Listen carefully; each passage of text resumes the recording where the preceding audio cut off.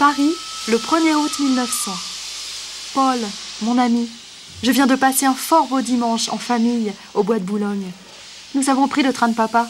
Vous savez, le chemin de fer qui tourne autour de Paris. À 10h du matin, nous avons embarqué à Montrouge.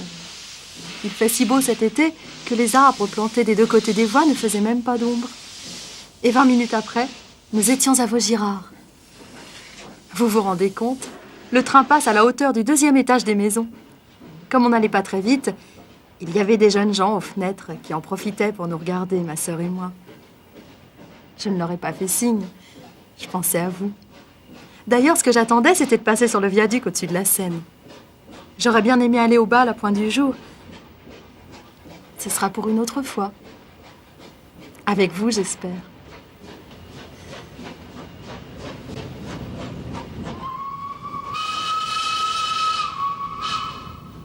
Si l'on avait écouté papa, on serait descendu à Auteuil-Boulogne pour aller voir les courses de chevaux. Et comme maman aime les beaux quartiers, le voyage a duré encore une 20aine de minutes. On a traversé Passy. On n'a pas été déçus. C'est beau. Un peu plus loin, à la station de l'avenue Henri-Martin, nous sommes descendus pour aller vers le bois de Boulogne. Et juste après l'octroi, le Grand Lac attire tant de promeneurs qui vous font les 12 yeux et vous donnent envie d'être belle. Vous m'avez manqué, mais pas trop. Le bois m'a rendu gai. Je chantais comme une locomotive, à toute vapeur. J'attends votre lettre. Pauline.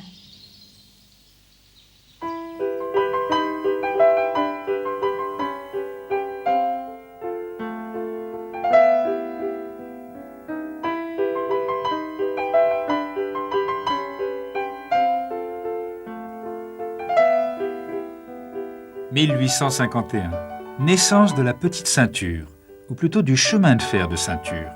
Longeant les fortifications, la ligne doit relier les gares des compagnies de l'Ouest et de Rouen, du Nord et de Strasbourg, de Lyon et d'Orléans.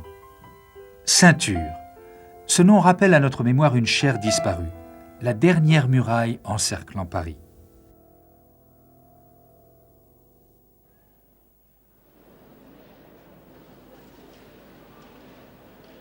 Pendant plus de 70 ans, de 1862 à 1934, nos ancêtres ont pris le chemin de fer de ceinture, avec un panorama exceptionnel sur la ville lumière.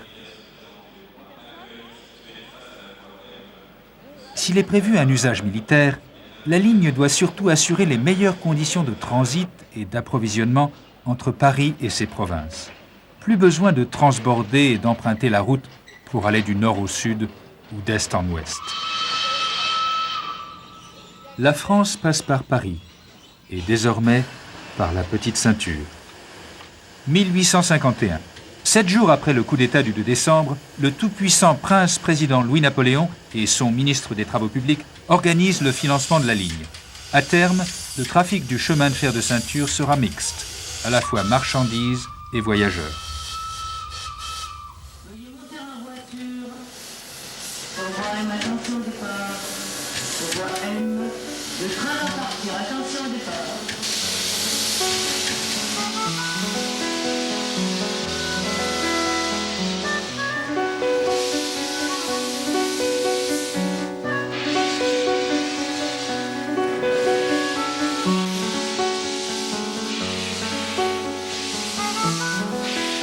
L'État fort du Second Empire intervient en permanence dans la gestion du syndicat de ceinture, formé par les compagnies de chemin de fer pour gérer la ligne. Il faut les pousser à construire des gares de marchandises et favoriser ainsi les implantations industrielles.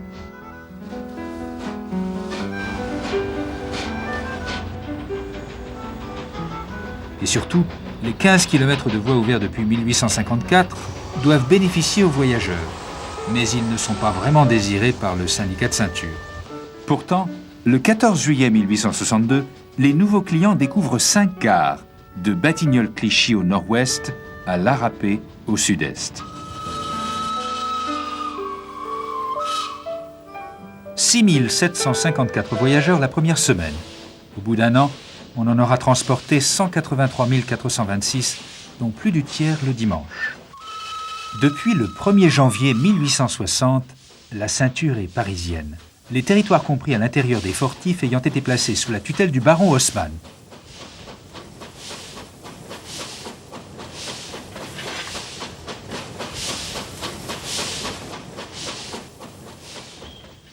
La dernière gare construite, rue Claude Decamps, a desservi l'exposition coloniale de 1931. C'est aussi la première détruite après la fermeture de la ligne aux voyageurs en 1934. Et aujourd'hui, le site est transformé en jardin dans la ville par un véritable homme des bois. Moi, ce qui m'intéresse, c'est de sauver tel végétaux qui est en train de disparaître, c'est de remettre en place tel végétaux qu'on a éliminé. Comment s'appelle, ça va du noisetier, en passant par Trivier sauvage, en passant par l'épine binette, en passant par des tas de trucs. Et bon, je me suis proposé, dans un premier temps, à louer l'espace de la rue de Claude Decamps à la rue des Meuniers, et de faire une maquette grandeur nature pour voir ce qui était possible de faire sur la totalité de la petite ceinture. C'est une technique agricole que j'emploie. En laissant pousser l'herbe, ça me permet d'observer le terrain, parce que c'est des terrains qui ont été sans arrêt désherbés par les désherbants totaux de la SNCF. Et là, quand je vois l'armoise qui est ici, qui s'est développée, qui n'a pas séché, ça prouve que la rémanence des produits qui a été introduit est quand même très altérée. Il y a pratiquement plus de traces de désherbant total dans le terrain. Donc ça me permettra là, maintenant, comme je suis en train de le faire, de remettre tout propre en état et de réadapter d'autres végétaux. Sur la petite ceinture, c'est un espace abandonné, il doit y avoir des églantiers, il doit y avoir des genêts, il doit y avoir des tas de végétaux. Il y a des endroits, des espaces non négligeables sur le plan de surface qui pourraient être réaménagés ou qui pourraient être entretenus tels qu'ils le sont, de façon à ce que le Parisien ou le banlieusard, à promiscuité, dispose d'une petite campagne. Nous avons un superbe pêcher. Il y en a d'autres, hein, mais le plus jovard pour l'instant, c'est celui-là.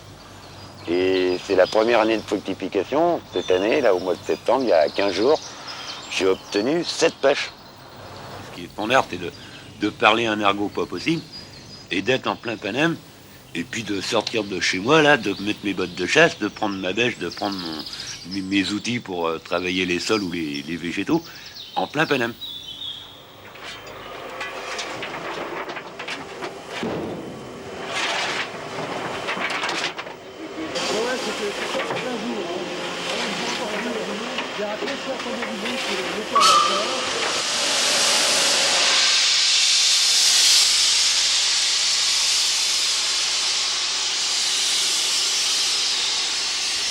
Les beaux dimanches de la ceinture, les voyageurs deviennent de plus en plus nombreux. La fréquence des trains est doublée, mais les premières classes n'ont pas beaucoup de succès.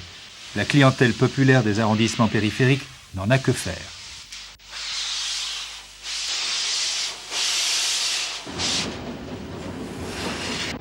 Les tarifs appliqués les dimanches et jours fériés sont bien plus élevés qu'en semaine. Prendre le train pour aller se promener au bois, c'est un luxe. Heureusement, dès 1891, la concurrence des omnibus et des tramways oblige le syndicat à adopter le principe des 2 zones. Première zone, d'une gare à l'autre, ou à la suivante. Deuxième zone, pour tout parcours supérieur, y compris le tour complet de Paris.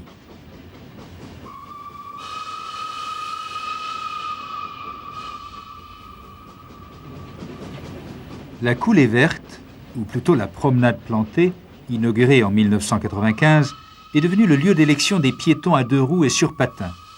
La piste occupe la plateforme de l'ancienne ligne Bastille-Verneuil-l'Étang, ouverte dès 1859 en direction des bords de Marne. Gare de Bel-Air, correspondance. L'arrêt Bel-Air-Ceinture a gardé le charme des pays où le temps est imprécis.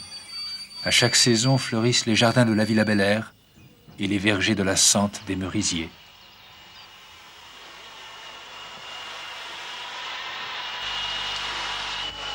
Eh bien, vous savez, quand j'étais gamin, déjà, je prenais le tramway pour aller à l'école. Et ça m'amusait d'avoir tous ces billets qui étaient distribués de différentes couleurs dans des planchettes que l'on appelait planchettes, mais qui étaient métalliques. Et je les ai conservées. Et puis, je prenais aussi souvent le train de la ligne de Vincennes pour aller entre la Bastille et Nogent, tout ça. Et ça m'amusait de voir ces billets que l'on contrôlait, qu'on me rendait, et qu'à la sortie, on conservait. Alors, j'ai pensé, à part moi, eh ben, quand je serai grand, Je m'arrangerai pour les garder. Les tickets de la petite ceinture sont absolument étonnants par rapport à ceux des autres compagnies. En ce sens qu'ils ont presque toujours un entourage vermillon. C'est le propre de la petite ceinture. Je l'ai pris, mais assez peu. Mais j'aime tout ce qui roule sur rail et j'aime Paris. La petite ceinture roulait sur rail à Paris.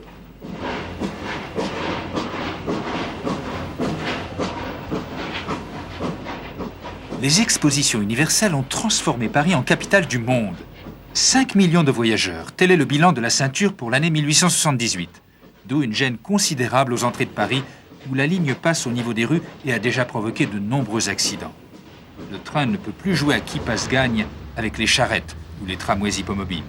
C'est pourquoi, avec la loi du 12 août 1886, la plateforme de la ceinture est surélevée sur 3,5 km, entre la rue de Charenton et l'église Saint-Germain de Charonne. La hauteur maximum est de 5,30 m à l'aplomb de la rue de la Voûte. Et le pont du cours de Vincennes est un géant de 83 mètres, en 7 travées. Centenaire de la Révolution, célébré par la nouvelle exposition de 1889. Nous te devons la Tour Eiffel et les ponts-rails de la ceinture.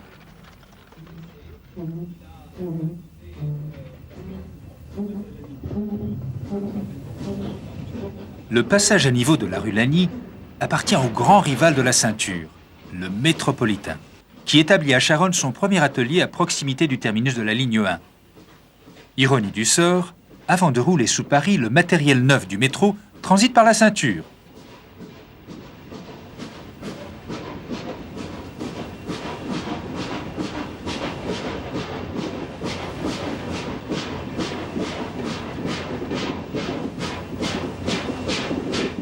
Les maréchages sont peu à peu remplacés par les habitants, de plus en plus nombreux, pour lesquels on ouvre de nouvelles gares comme celle de la rue d'Avron.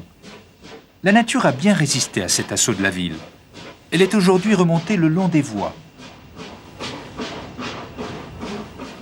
On signe, on se raconte, on fait le mur en somme.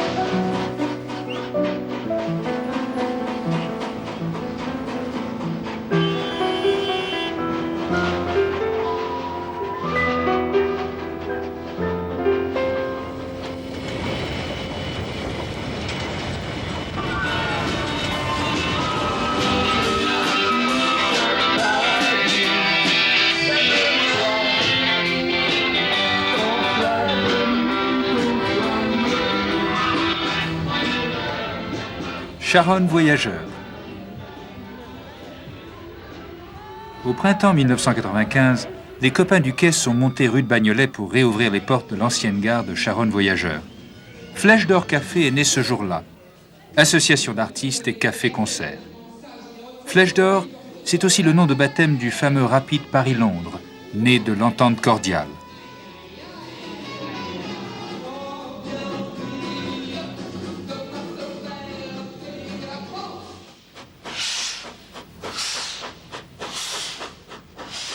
Tunnel de la ceinture, bouche d'ombre. La première partie du tunnel de Charonne-Ménilmontant est réalisée en 1 an. Plus d'1 kilomètre de voies à faire passer à travers les carrières abandonnées. 7 puits intermédiaires de 25 mètres de profondeur à creuser. Un éboulement se produit en 1874, suite à l'extension du Père-Lachaise au-dessus du tunnel.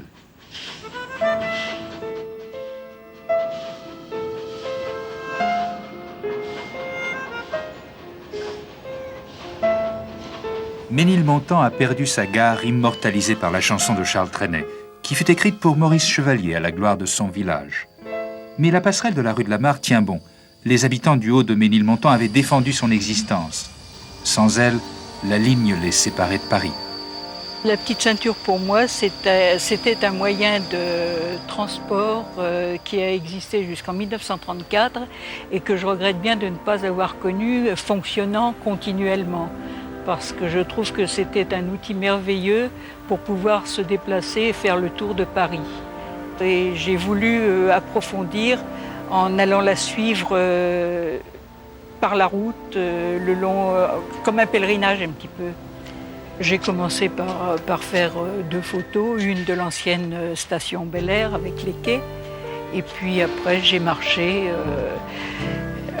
je dirais avec un plaisir immense parce que je me sentais seule et libre là, et puis au-dessus, je dirais, de tout.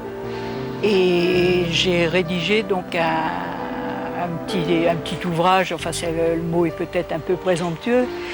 Pour moi, c'était rassembler en un recueil les photos et le récit de ce que j'avais fait pour qu'il reste une trace.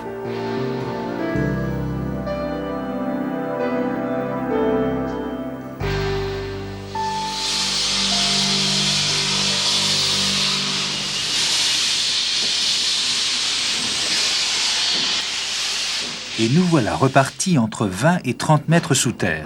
Cette fois, nous parcourons 1124 mètres, dans la masse de gypse exploitée pendant plus de 400 ans.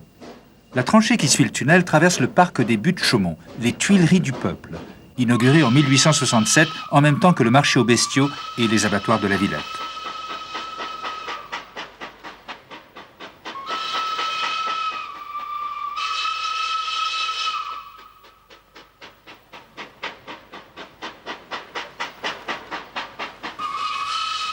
La ceinture nord a dû se faufiler. Pas question d'encombrer. Priorité aux manufactures et entrepôts. Tant de soldats sont passés sur ou sous le pont de ceinture, au-dessus de l'ex-rue d'Allemagne, redénommé Jean Jaurès, dès la mort du grand homme en 1914.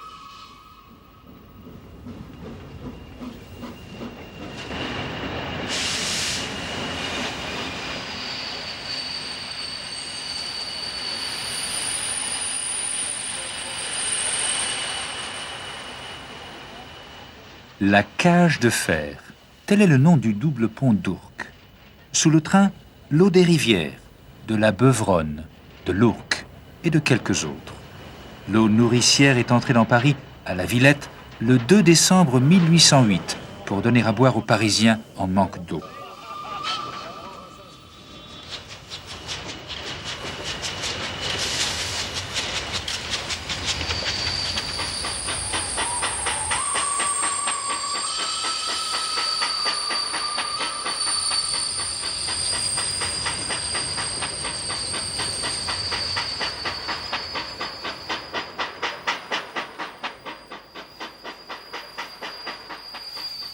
Pont de Flandre.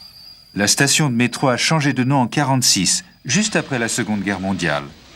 Corentin Cariou, fusillé par les Allemands, a pris la place du pont de Flandre. La ceinture a de la mémoire pour deux. Mon oncle a utilisé très jeune la petite ceinture. Il la prenait quotidiennement et même parfois le week-end pour partir de la rue Claude Decamps, proche de la porte de Charenton, et se rendre ensuite à Pont de Flandre, où il descendait, pour ensuite venir travailler aux abattoirs de la Villette qui se trouvaient là, situés derrière nous. Les premiers voyageurs de la petite ceinture ont été tous les veaux et tous les chevaux de France et de Navarre qui ont emprunté ces embranchements destinés à l'alimentation des Parisiens. Alors, cette ligne circulaire dite de petite ceinture était embranchée aux 2 abattoirs parisiens. Au sud, à Vaugirard, où l'on a construit l'actuel parc Georges Brassens. Et au nord, ici, à la Villette. Et l'homme qui m'a élevé, en partant de la porte de Charenton, aurait très bien pu aller travailler vers le sud. D'où l'avantage de cette ligne. Aucun transit par l'intérieur de Paris. Ligne directe. Dans un cas comme dans l'autre, moins de 20 minutes pour aller de son domicile à son travail.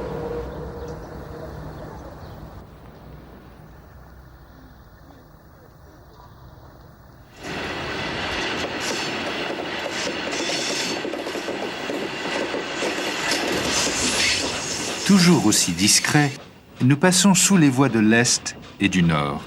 La gare d'Est-Ceinture n'est plus signalée que par une inscription, et la station La Chapelle-Saint-Denis a disparu, comme l'usine à gaz, les gazomètres et le coq de La Chapelle-Charbon, utilisé par les locaux de la ligne.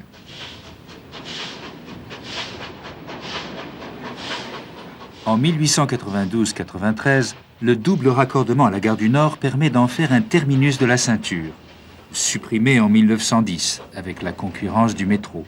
Mais pendant un siècle, grâce au double raccordement de la Chapelle-Saint-Denis, les voyageurs du nord de la France passent par la ceinture pour rejoindre le soleil méditerranéen. Redevenu le proche voisin du boulevard des Maréchaux, le train passe en tranchée dans le quartier encore hanté par la figure de Jacques Messrine. Ultime halte porte Clignancourt pour le môme de la rue Belliard.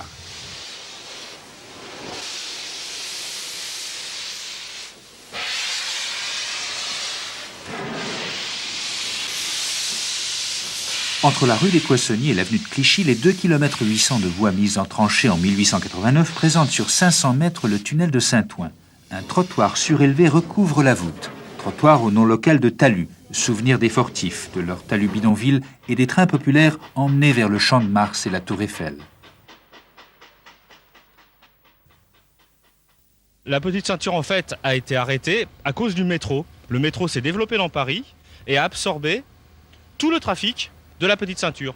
Autrement dit, là où il y avait des millions de voyageurs en 1900 pour l'exposition universelle, petit à petit, le trafic a chuté et en 1934, eh bien, les compagnies de chemin de fer, qui étaient des compagnies privées à l'époque, ont décidé que ça ne valait plus le coup et donc ont arrêté la petite ceinture. La petite ceinture a servi ensuite pour des trains de marchandises et puis petit à petit est en train de mourir.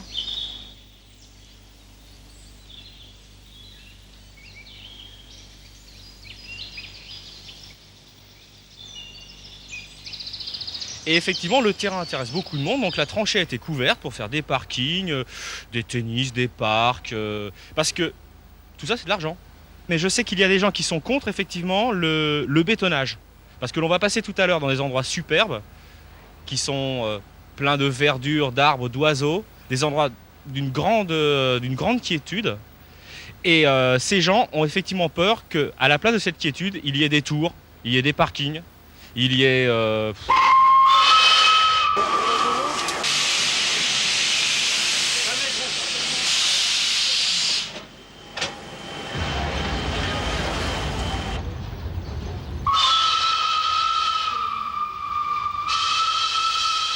La ceinture a fait naître une ville. Avant, comme après la gare de Saint-Ouen, les grands immeubles construits entre 1900 et 1914 montent la garde le long de la ligne. Au chantier du chemin de fer ont succédé les grands travaux de la ville. Et avenue de Clichy, il n'y a plus de gare. Mais le RER Val-de-Montmorency invalide retrouve ici la ceinture avec sa station de liaison souterraine, Porte de Clichy. À l'évocation du nom Batignolles, l'histoire et la légende des chemins de fer se confondent. Là, tout a commencé, le trafic comme l'équipement. Les deux principales compagnies du syndicat de ceinture, l'Ouest-État, c'est-à-dire Saint-Lazare, et la Compagnie du Nord, fournissent les locomotives de la ceinture.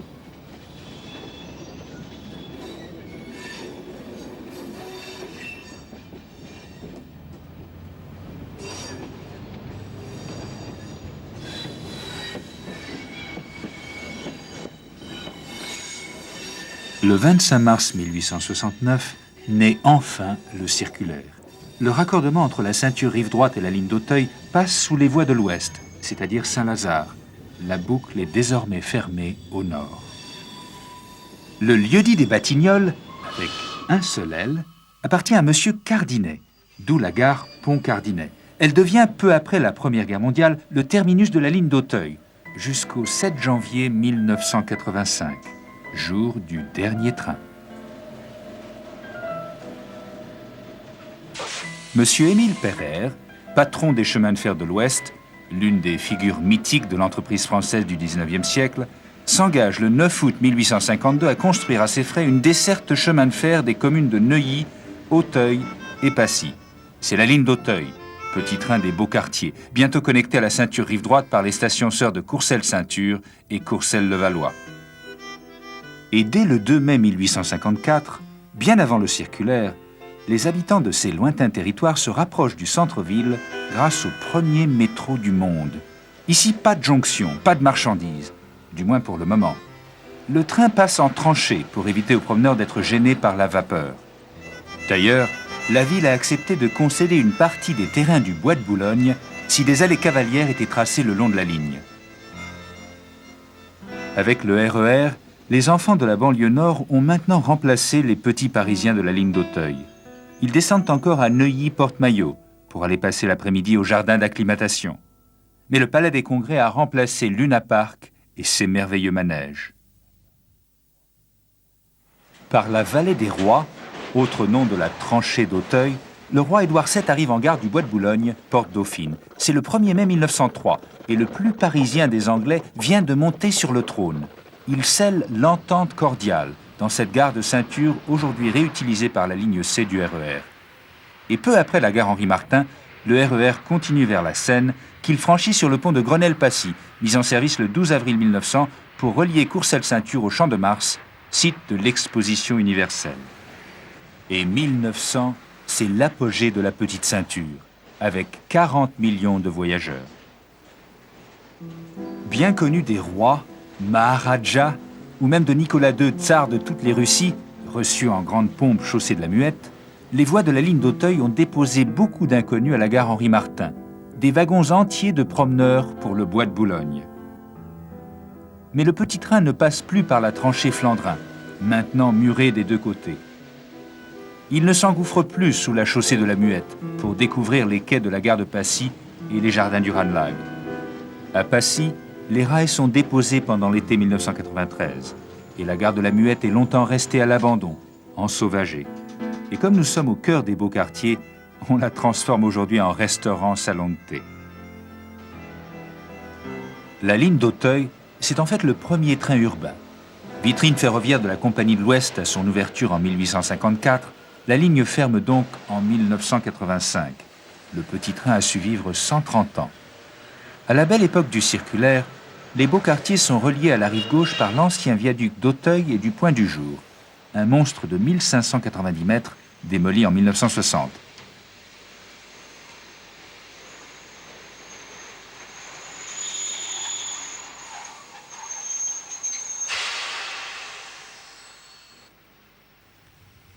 Pour l'instant, à Paris 16e, les amateurs de botanique succèdent aux amoureux du chemin de fer. Le ballast sans sérail attire les oiseaux.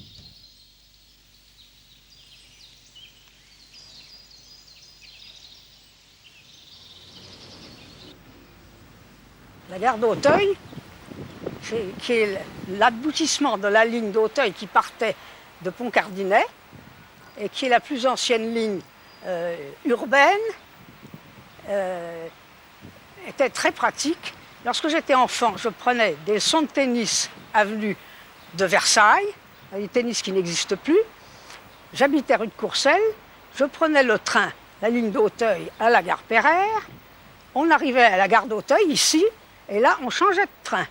Et on prenait un train qui s'en allait sur le viaduc d'Auteuil pour traverser la Seine. Et juste avant le viaduc, juste avant la Seine, plus exactement, il y avait une station qui s'appelait Point du Jour. Et je descendais là pour aller prendre mes leçons de tennis avenue de Versailles.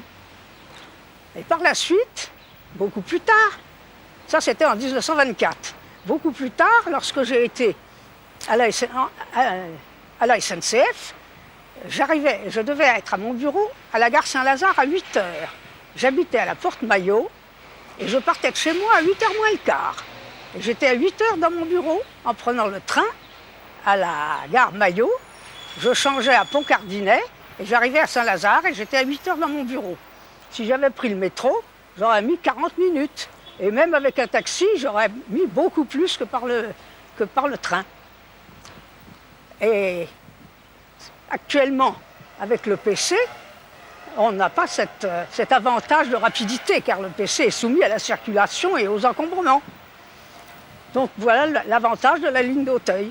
Le viaduc d'Auteuil passait partait d'ici, passait dans le boulevard Excelmans, dont la partie circulation pour les voitures était beaucoup plus petite, puisque le viaduc de Hauteuil était très large.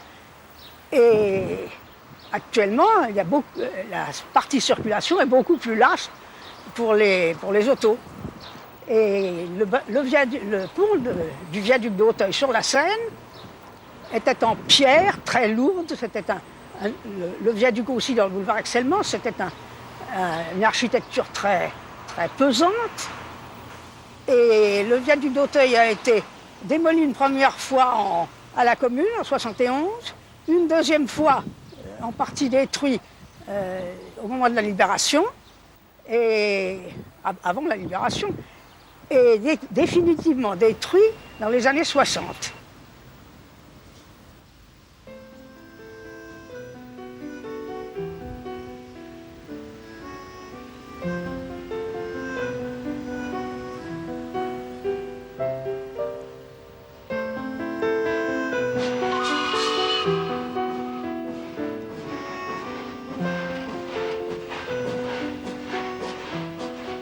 De Grenelle à Ivry, il va presque tout droit, le chemin de fer de ceinture.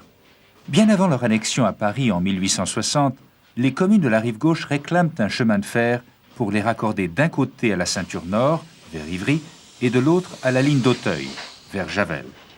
Vu les énormes dépenses de terrassement nécessaires, l'État engage les travaux longtemps avant d'avoir trouvé un concessionnaire. La Compagnie de l'Ouest exploite déjà la ligne d'Auteuil. Elle va continuer sur sa lancée avec la ceinture rive gauche. En 1867, la boucle est enfin bouclée par le sud. 1867, c'est l'année de la deuxième exposition universelle organisée sous le règne de Napoléon III. Le Champ de Mars est bien sûr choisi.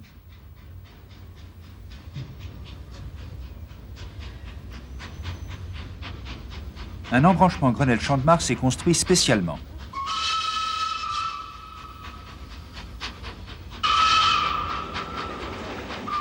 Le 25 février 1867, la ceinture rive gauche est enfin ouverte. Et tout au long de l'année, les Parisiens peuvent faire le tour complet de Paris sur 33 km de voies, en 1h50 à environ 18 km/h de moyenne. Le service du circulaire reprendra en 1869 jusqu'en 1934, c'est-à-dire pendant 65 ans. À l'inverse de celui de la rive droite, le trafic de la ceinture rive gauche est mixte dès le départ, grâce à 3 gares marchandises et 7 gares voyageurs.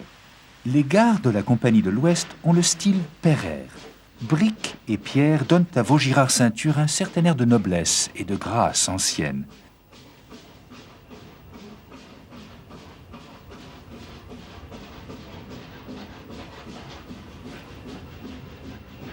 La particularité de la petite ceinture, c'est qu'elle a été tellement oubliée qu'elle en est rendue plus vivante. Elle vit par le sang, par le regard des gens qui habitent ou qui s'en servent. Hein, parce que c'est un lieu d'usage quotidien. Donc, il n'y a pas de mémoire, il n'y a que de la vie là. C'est là l'étrangeté. Bien au-delà de l'usage qu'elle a eu et qu'elle a, elle occupe un emplacement. Cet emplacement qui se trouve à la lisière de Paris et de la banlieue. Autrement dit, au point de rencontre entre deux mondes. Et ça, on ne pourra rien y changer. Paris s'est développé, cercle après cercle. Et chaque cercle reste marqué aujourd'hui, que ce soit les boulevards, le mur de Charles V, que ce soit l'enceinte des Familles Généraux ou encore les Fortifs. Chaque enceinte est marquée. Et là, c'est un lieu justement de contact, où on est au contact, comme on dit, entre les gens de l'intérieur et les gens de l'extérieur. Et une frontière, c'est quelque part une zone franche. Et zone franche, franc veut dire libre.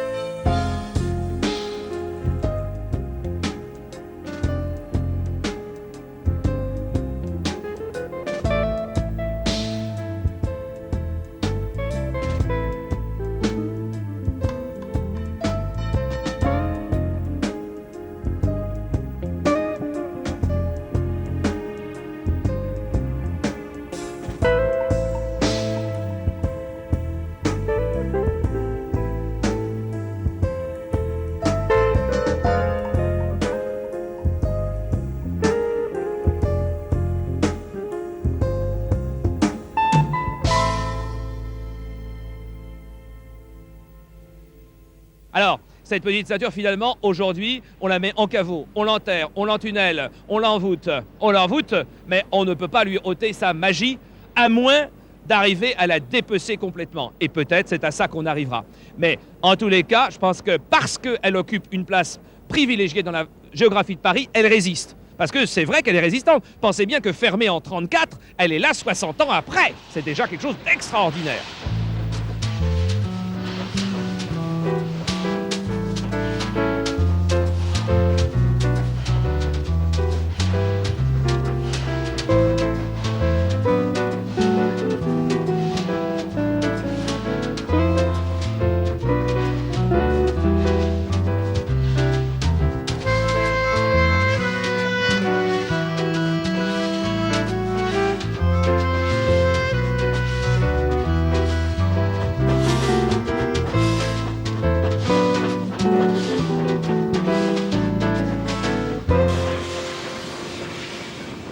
Peu de chance de voir une machine folle emprunter le raccordement vers Montparnasse le long de la rue Castagnari. Il n'y a plus de raccordement.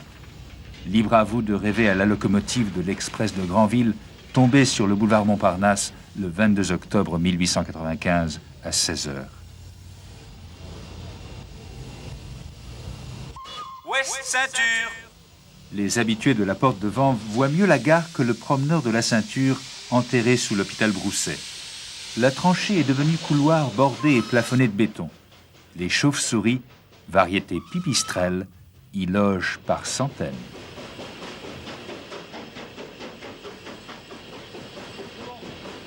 Depuis 1954, une voie unique dessert la Ceinture rive gauche. Au passage de la porte d'Orléans, la Ceinture se moque pas mal de l'autoroute, car les 908 mètres du tunnel de Montrouge traversent la plus belle des aventures, celle des catacombes. Ici, les vieilles carrières de pierre se réveillent dès la tombée de la nuit.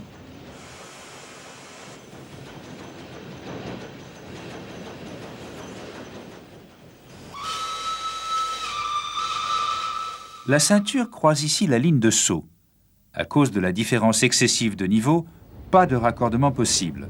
Pour les correspondances, il faut passer par les rues, c'est marqué sur le ticket. Quand le voyageur descend au parc Montsouris, il doit rallier Cité universitaire en 20 minutes.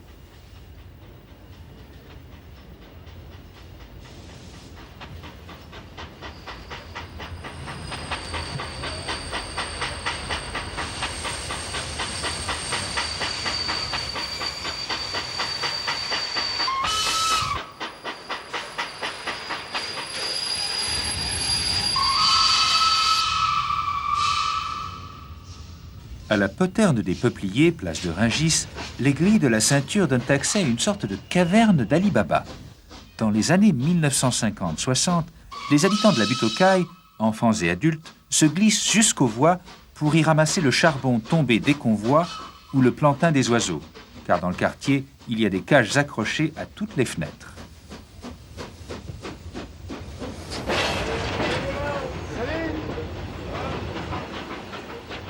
Installée dans le quartier, l'usine de moteurs d'avion Gnome et Rhône a fermé ses portes après 1970.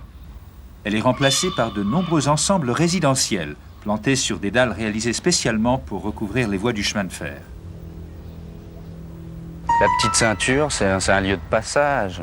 C'est un lieu qui est empreint de poésie et on y revient pour découvrir d'autres choses et on peut y venir la nuit aussi. Dans certains tunnels, il peut y avoir des accès pour les carrières et après pour rayonner partout sous Paris, quoi. Mais je vous dirai pas où c'est à vous de découvrir. Et sur la petite Ceinture, il y a des gens qui viennent pour le plaisir, quoi. Tous les talus, sur tous les talus, il y a de la verdure, c'est un endroit qui laisse pas indifférent. C'est un endroit qui apparemment pourrait ne pas être à Paris, quoi. C'est un endroit hors du temps, presque hors du monde, quoi. J'ai découvert la petite Ceinture au hasard de mes promenades.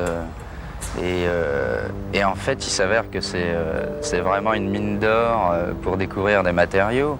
Moi, je récupère tout un tas de matériaux hétéroclites, des morceaux de béton, des ferrailles. Et là j'ai récupéré un morceau de rail. Ah, je sais pas encore ce que je vais en faire, mais je verrai, quoi.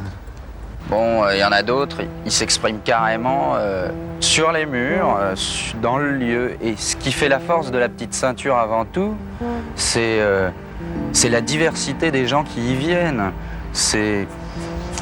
Donc il y a les graffeurs, les tailleurs, les gens qui vont descendre après dans les carrières, les cataphiles. Il y a tout simplement les amoureux de la nature qui se promènent, qui profitent de toute la verdure qu'il y a tout autour au niveau des voies. Enfin, la petite ceinture reste à découvrir.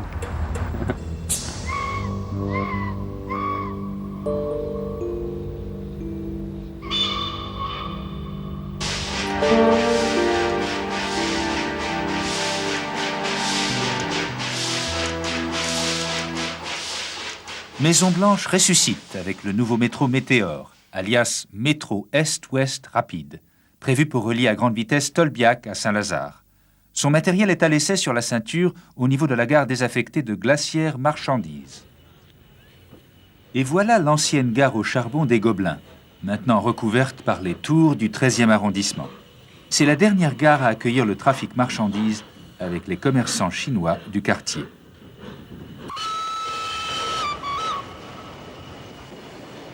Pour aller au charbon et en revenir, plus la peine de passer le long de la rue Regnault.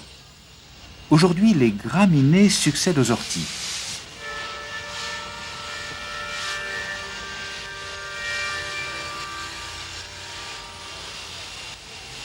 Orléans-Ceinture.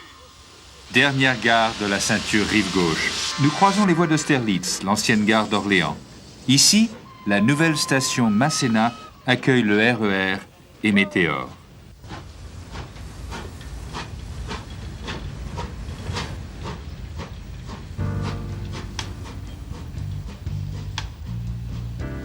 Pour retourner sur la rive droite, vers l'Arapé-Bercy, nous traversons enfin la Seine. Sur le pont national, premier des ponts construits sous Napoléon III, pour desservir les fortifications et le chemin de fer de ceinture.